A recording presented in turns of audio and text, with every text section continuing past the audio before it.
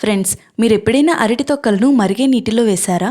మరియు ఫ్రెండ్స్, మీరు టీ పౌడర్ను అరటి తొక్కలతో వేడి నీటిలో వేస్తే ఏం జరుగుతుందో మీకు తెలుసా?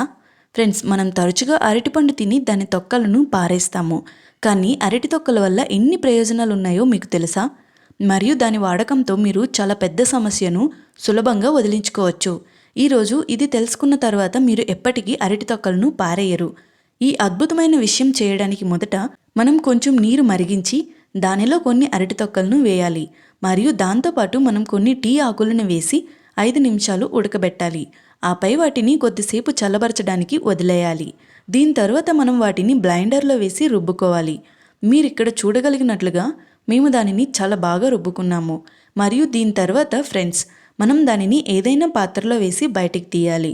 మరియు ఇప్పుడు దీంతో మనం ఏం చేయాలో మరియు దానిని ఎలా ఉపయోగిస్తామో మనం చెప్పుకుందాం.